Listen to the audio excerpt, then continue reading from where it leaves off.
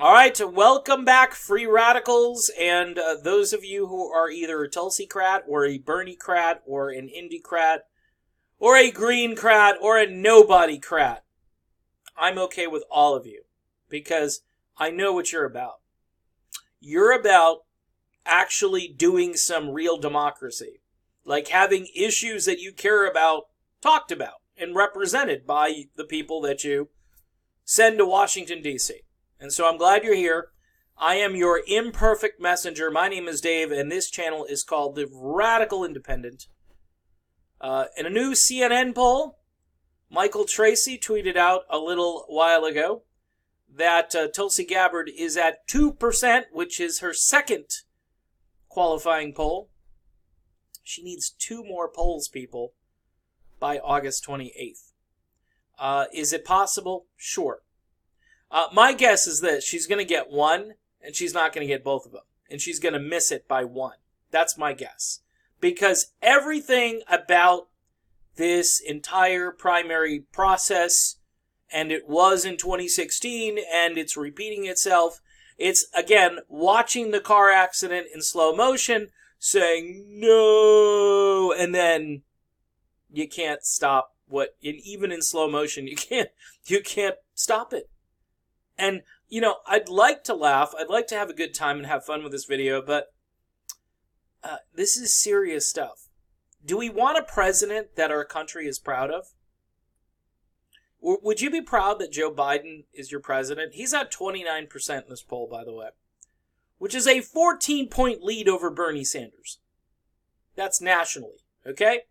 According to CNN. By the way, that's up 7 points from the last time around. Tulsi Gabbard went from 1 to 2%, so essentially she doubled her support. Look, folks, do I say that these polls are inconsequential or that the polling data is skewed or that they're purposely sampling certain demographics that give them the results they want? All of the above. I believe all of the above is true. You know why? Because they were so bad at predicting the outcome of the midterm elections and the presidential election. Donald Trump had a 95% chance that he was going to lose, according to the powers that be. The midterms, remember the blue wave? It was a wave, but it was kind of it's one of those lapping wave that barely makes it into the shoreline. Yeah, they won back Congress and they lost seats in the Senate. So that blue wave was not really a wave. In some cases, it was a red wave that came in over on the Senate. In any event, why? This is why I don't trust anything. How can you trust anything that has Amy Klobuchar at 1%? Or Tim Ryan at 1%? Or Tom Steyer, who basically has bought himself in. Now, Tom Steyer better register 2% in every poll. The fact that he's trying to buy his way onto the stage, and very suspicious in this poll is Andrew Yang at 1%. I ain't buying that. Andrew Yang has some ideas. No sign of de Blasio or Gillibrand. So it's an interesting poll. Julian Castro gets 2%. Cory Booker gets 2%. So Tulsi Gabbard is tied with Cory Booker. Cory Booker was this anointed establishment candidate at the very beginning. Beto O'Rourke at 3%. So this is a contest right now based on this. Oh, and Mayor Pete, everybody's favorite mayor, America's new mayor, is at 5%, while his city is a crime-infested bleep hole. It just is. It is. Look at the stats. Okay? Get your house in order and then run for something. Don't promote yourself based on crappy results. It just doesn't make sense to me. But anyway, I guess it's harder to be a mayor, especially when you only know how to, like, make the downtown look nice and You keep all the poor people away from those rich people so they don't have to look at them. That's really what Mayor Pete's been doing. Many mayors around the country, that's what they do. Mostly Democrats, by the way. Just want to bring that up. But I would call them the resistance type Democrats. They're not true progressive Democrats who would probably take that money and actually try to fix the homeless problem or try to make the entire city look nice instead of just your select little locations where the theater is or where the opera is coming to town. We got a lot of problems, people. And the biggest problem we got, though, is Tulsi Gabbard only at 2%. I'm glad she's at 2%. She's only registering in 2 DNC-approved polls. I would sue the DNC because this is so arbitrary. If you can sue Google for what they did to you after the debates, you could sue the DNC for just arbitrarily coming up with rules that make no sense. I mean, they should be taking a look at polls that use the best methodology. You shouldn't rely on CNN, which is a very untrustworthy organization.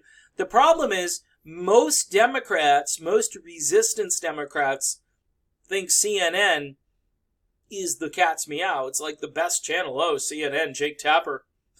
Jake Tapper.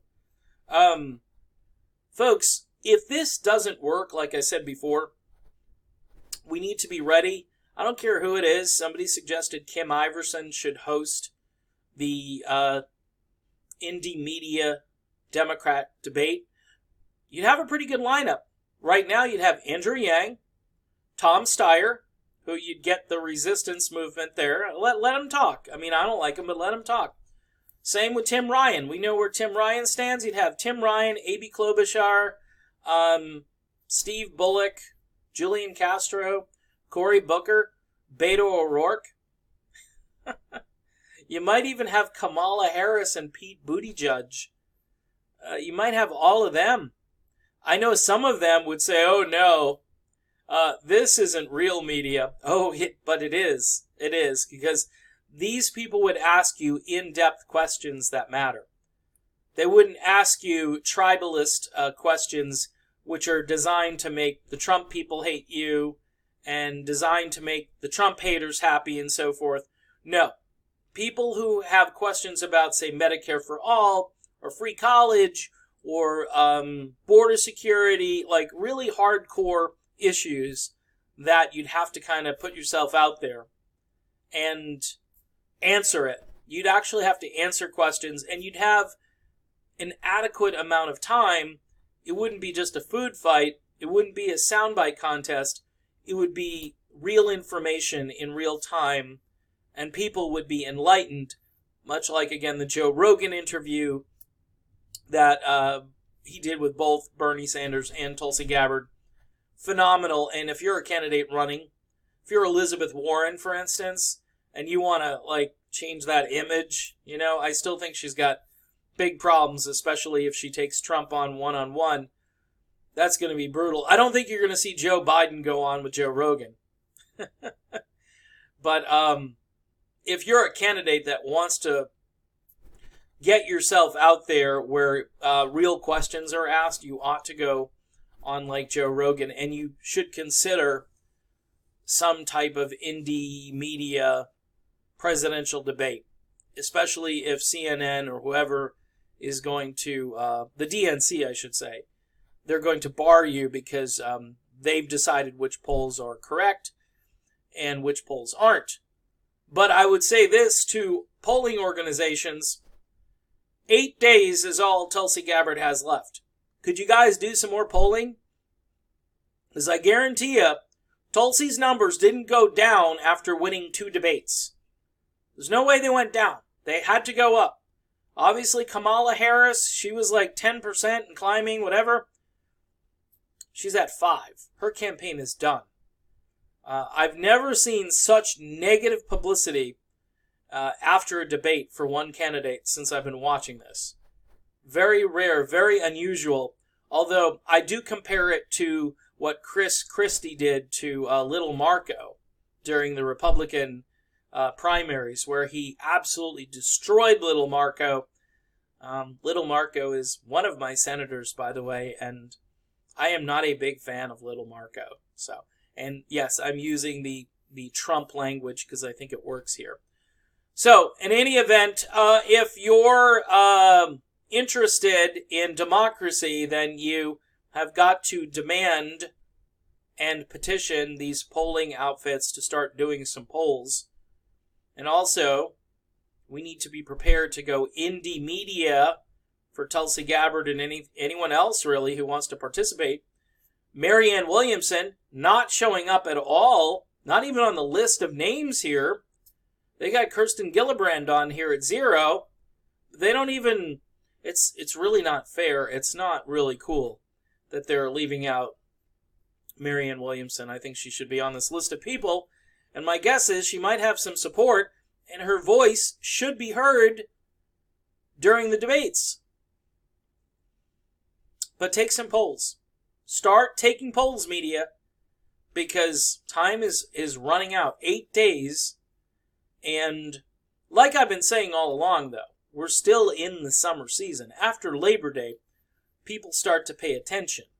And it's really not fair that they're going to close the gate before people even start paying attention.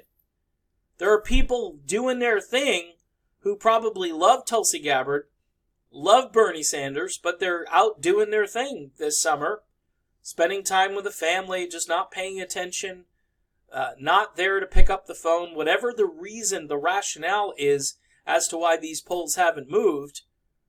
But imagine this, you're basing your entire debate schedule, people who you're going to have the debate on the debate stage, you're basing that on the off season, the off media season.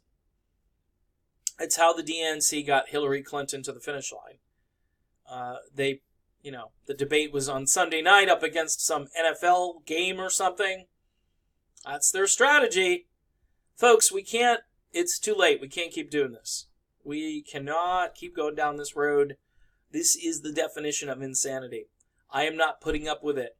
Again, indie media candidates, maybe some Green Party candidates, maybe some libertarians, whoever wants to join, independents, we could have a rousing, real debate where actual issues that affect people, no identity politics, by the way, no intersectionality, no tribalism, no Russian hoaxing going on, just info for the average citizen, liberal, conservative, anywhere in between. They can sit there, they can listen, and then they can make an informed decision. That's how we need to do it. Okay, I am done. Take some polls, media. Start taking the polls, please. See you soon.